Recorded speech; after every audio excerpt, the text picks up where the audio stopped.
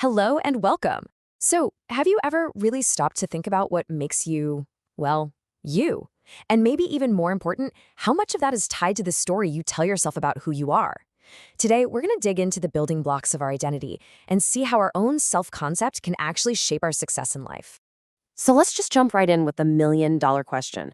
What is it that makes you uniquely you? I mean, it sounds simple, right? But this question, it really gets to the very core of who we are. And here's the fundamental truth of it all. No two people are born exactly alike, not one. Every single one of us is a completely unique mix of traits, experiences, and perspectives. This simple idea is really the starting point for understanding everything else about ourselves.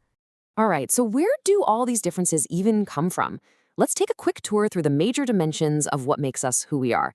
We'll start with the stuff we see on the outside, and then move into all the complex stuff happening on the inside. Okay, first up, you've got the most obvious things, our physical differences. We're talking about height, body shape, skin color, hair color, you name it. It's the first thing we notice, how we tell each other apart at a glance. But of course, we are so much more than just our physical selves. The differences run way, way deeper, right into our social and emotional lives. How we act, how we feel, how we react to things, that's all unique to us too. And a lot of it is powerfully shaped by the world we grow up in. Our upbringing is just a massive factor. And to get a sense of this, our source material actually looks back at an older perspective. For instance, a study from way back in 1960 by Miller and Swanson noted that parenting styles seem to differ across social classes. Now, it's really important to see this as a reflection of its time, but it shows how we've long known that our environment is key in shaping how we behave socially. And then you've got other dimensions like gender and age. It's pretty fascinating to see how our thinking on this has evolved. The source brings up a 1954 study that reflected some of the common stereotypes of that era about academic skills. Today, we know these things aren't hardwired by gender, but it's a good example of how these categories were once used to explain differences. And of course, there's age. It's just a fact of life that our skills, our outlook, and our responsibilities all shift as we get older and gain more experience. And finally, we get to the intellectual differences. These are the powerful, totally invisible variations in how our minds work, how we think, how we remember information, how we tackle problems. This is the unique wiring that's inside every single one of our heads. So when you take all of these differences, the physical, the social, the intellectual, and you put them all together, it brings us to this incredibly important idea, our self-concept. What is it? Well, it's the whole collection of abilities, values, and attitudes that you believe describe who you are. Basically, it's the story you tell yourself about yourself. But here's the twist. This personal story, it isn't just one single, simple narrative. Nope. It's actually made up of four pretty distinct parts.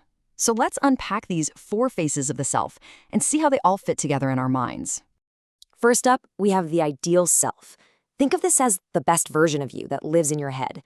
It's the person you hope to become, the one who's living up to all your highest goals and values. When you get close to this self, you feel awesome. When you fall short, well, that's where disappointment can creep in. Next, there's the looking glass self. Now, this one's tricky. It's not actually who you are, but who you think other people see you as. It's kind of your public self, the one that's been shaped by what you think society expects of you.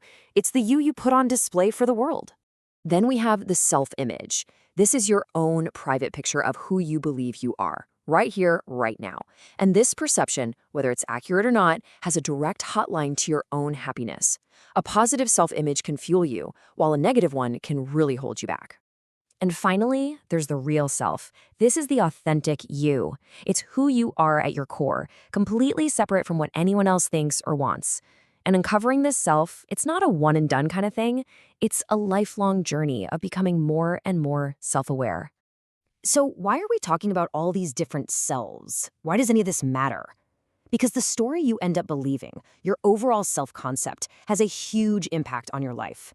Let's take a look at how it can literally predict your chances of success. I mean, just look at the difference here. It's night and day.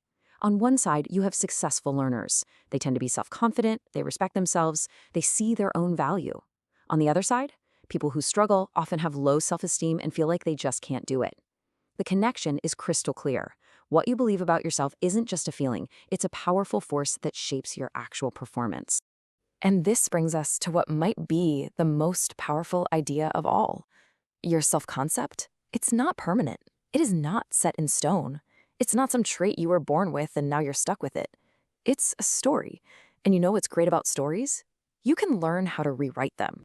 So I'll leave you with this question to chew on. With all these different voices in your head, the ideal you, the public you, the you that you see right now, and the real you, which self are you going to choose to listen to today?